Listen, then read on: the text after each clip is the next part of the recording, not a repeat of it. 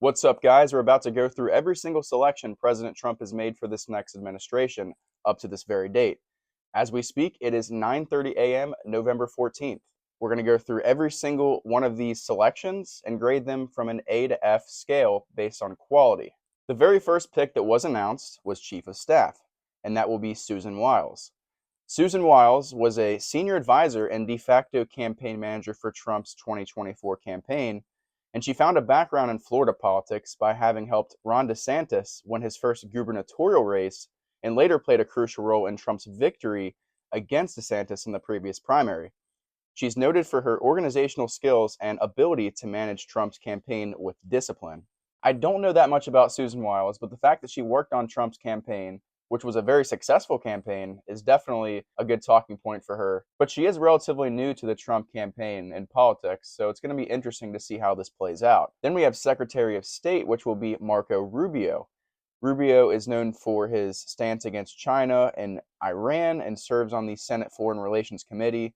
He was initially a large critic of Trump in 2016 as he ran against him in the presidential race and lost.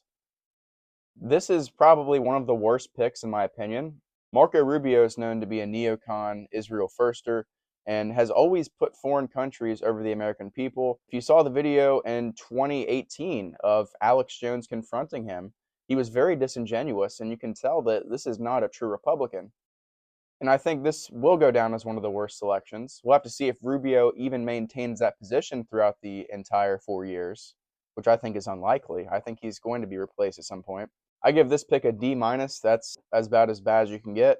And then the next pick for Secretary of Defense, which wasn't a whole lot better, is Pete Hegseth. Hegseth is a former Army National Guard officer, having served multiple tours in Afghanistan. He's also a Fox News host known for his conservative views and criticism of everyday progressive policies.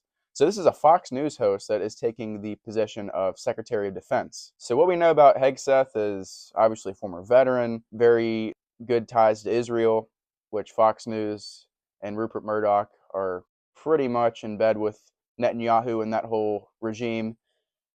So this is a questionable pick. I personally don't think this is a good one. I think this is a D plus, a little bit better than Rubio. But again, you're putting someone who is not America first in charge of these very important positions that you arguably do need a populist to be in charge of. You need someone who is not going to sell our country out to foreign entities or be corrupted by the powers that be. Those guys are a big red flag when it comes to that. Now, the next pick I actually think is one of the best so far is Matt Gaetz as Attorney General. Congressman Matt Gaetz from Florida, known for his contentious relationship with some GOP colleagues, has been selected for Attorney General. He's a staunch Trump ally, having defended him during the legal and political battles. Gaetz faced an investigation regarding various allegations, which none of them led to charges. That's one of the biggest misconceptions and criticisms of Gaetz right now amongst the left, is the fact that they're trying to say that this former investigation against him with underage women is something that they're actually pursuing, and he's a criminal, which has been proven to be false, and none of these allegations came to be true. So yeah, Matt Gaetz, he's America first. He is a populist. He understands what President Trump has gone through is corrupt. And yeah, I think this is a great pick. You also have a guy that's a millennial, to my understanding. He's not that much older compared to some of these other picks. If you watch Gaetz in some of these congressional hearings, he is a dog. I mean, he does not take anything from the people that lie, that try to put themselves ahead of everyone else by corrupt congressional tactics. Someone like Matt Gaetz will sniff out the corruption and he'll tell you to your face. Great selection. I give this an A minus, because obviously no one's perfect in politics. Then we have the EPA administrator, who will be Lee Zeldin. Former Congressman Lee Zeldin, who ran an unsuccessful campaign as governor, has been appointed to lead the head of the Environmental Protection Agency. While he doesn't have the deep background in environmental issues, he's known for his conservative stance on regulations. This is one of those iffy picks, kind of in the middle about this. Lee Zeldin's always been a Trump supporter, to my understanding, but he's also one of those guys that you have to question his loyalty. I mean, he's a known Israel firster. He's another guy that I believe wants funding for Ukraine. So you got guys like this that are going to be on the fence. And yes, this is environmental issues, so this probably will be one of the least political positions. As a Republican, the stance is climate change is a hoax and it's not affecting our country like the liberals say it is. So I think that's pretty much the only policy when it comes to that. And it's pretty straightforward and agreed upon. I'll give this a C minus for now. Then we have the UN ambassador, which will be Elise Stefanik, who will be replacing Nikki Haley in Trump's previous administration. Stefanik is a U.S. representative from New York and has been tapped for the UN ambassador. She became a prominent Trump defender during his impeachment proceedings, emerging as a key figure in the GOP after replacing Liz Cheney's leadership. This is a good pick. I'll give this a B, solid B. This next pick is one of my favorites so far, Tom Homan as border czar. This guy does not take shit. He's even made it clear that they're going to make the largest deportation in American history. And one of his best moments that highlighted his career was during a hearing a few months ago, and he absolutely obliterated AOC when she claimed that illegal asylum and illegal immigration is not a crime.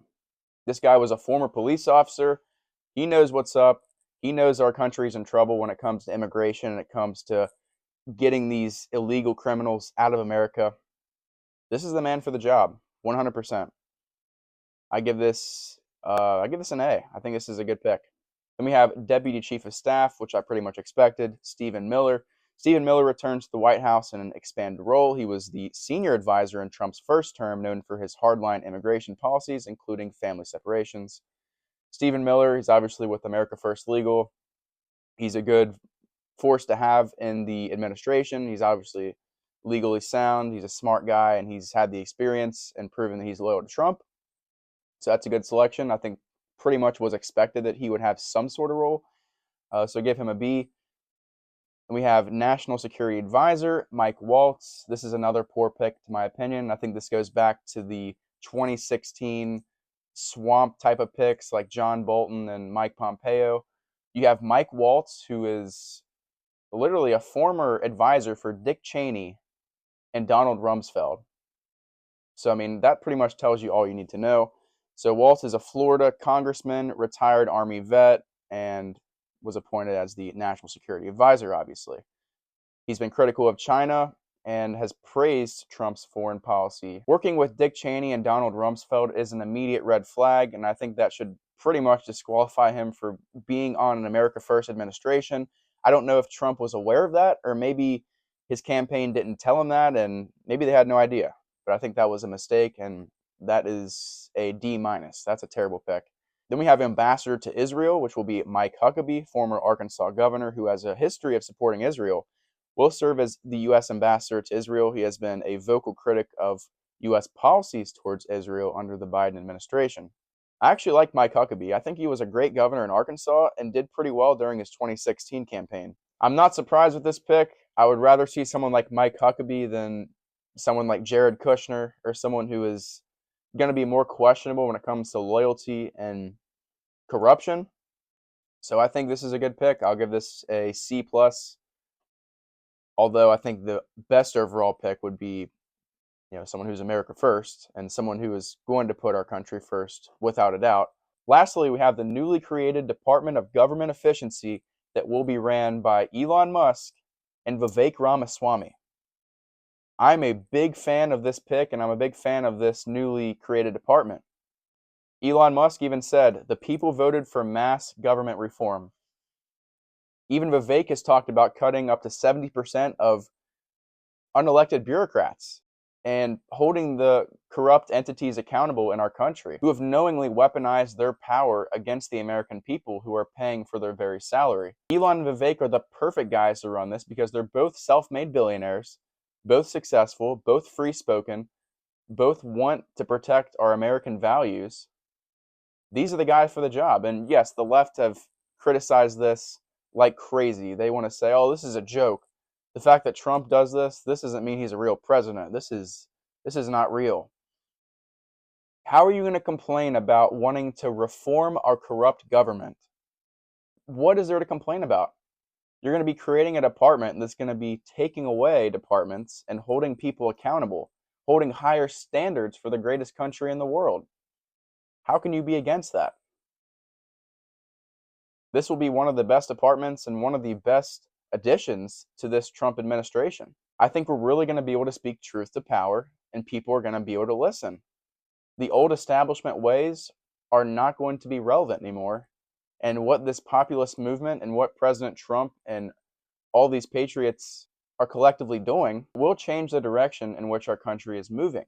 I almost forgot, Tulsi Gabbard was also selected as the Secretary of National Intelligence. Tulsi, someone who was literally a Democrat not even 4 years ago, then an independent, now a Republican, she has seen the corruption on all scales and finally sees that this country needs real populist leaders, a real movement surrounded by people like Trump. I think that Tulsi and RFK are great examples of people who have accepted humility and they've been willing to change the course of which their careers have gone to better America.